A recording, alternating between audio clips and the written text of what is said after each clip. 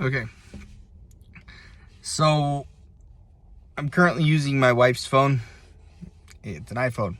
And unfortunately, it doesn't have a split screen mode. So, I can't do what I would normally do, where I would keep recording and read. So, I'm just going to go over it.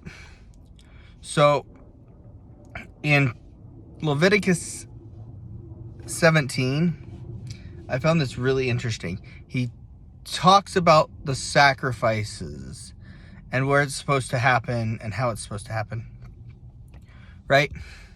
But then at the very end is something that a lot of people miss, especially people from other countries where their culture includes the consumption of blood, such as blood sausage from Germany, or coagulated blood from Japan, China, South Korea, North Korea, Taiwan, Philippines, stuff like that, right?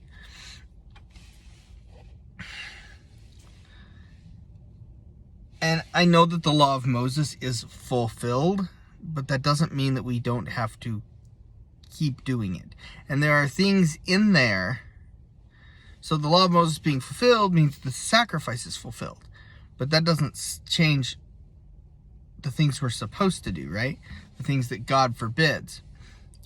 So in Leviticus 17, at the very end, it specifically states that we're not supposed to consume blood of any sort, not of any animal. And it says that blood is the life of all things. It is the life of all flesh, of beast and of man.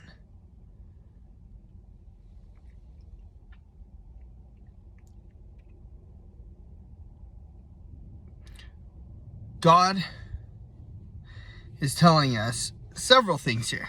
So one, we're not supposed to consume blood because we're not, right? Because that's what gives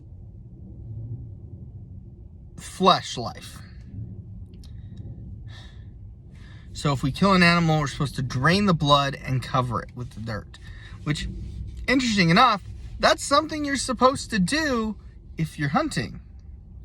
Also, it tells us that when blood enters the equation, the embryo's alive.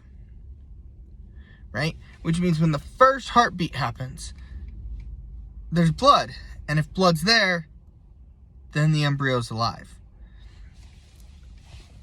So God is literally telling us when the spirit enters the embryo. He's telling us when the person and creatures become alive. He's telling us that when blood enters the equation, as soon as that creature has blood, it's alive. If you drain its blood, because you're draining its life, you're allowing its spirit to go. When a person dies, their spirit leaves their body, and thereby their blood coagulates and dies. And we see this, right? But that's not the point. The point is, God places blood at such a high level of importance that consuming it, a person is removed in the same way that a person who had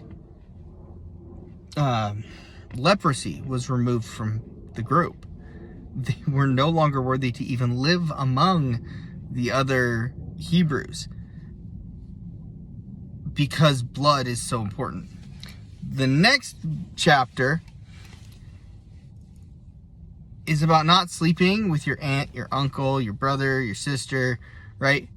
Don't sleep with close relatives. And the reason he's saying this is because now there's enough genetic variation that if you do create life with a close relative, you're going to create genetic mutations. You're going to cause birth defects. And God knows this, so he's telling us, don't marry someone you're directly related to. Oh, yeah. And don't sleep with your father's wife or your brother's wife or close relations. Stay away from them. That's what chapter 18 is about. And I love it because he points out that your brother's wife is as close of a relation as your father's wife. They're the same. They're a no-go. And obviously, this was kind of jostled around when it came to the death of a brother, and you had to marry your brother's wife, right? This was kind of like, let's plug and play in different ways. But the point is, you don't marry close relations. You don't sleep with close relations. It's not okay. And God was pointing this out clear back in Leviticus.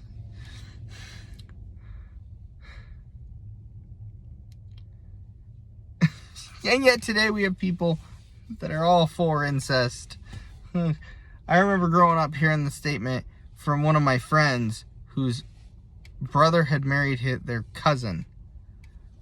And he said, keep it in the family, incest's best.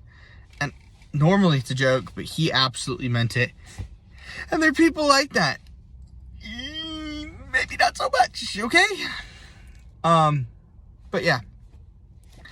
I love you all. Have a wonderful day.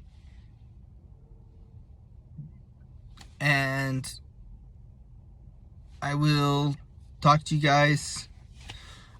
Hopefully I'll post again on Wednesday. Hopefully. Fingers crossed. That should be when I'm getting my new phone. So, alright. Love you guys. Have a good day. Bye.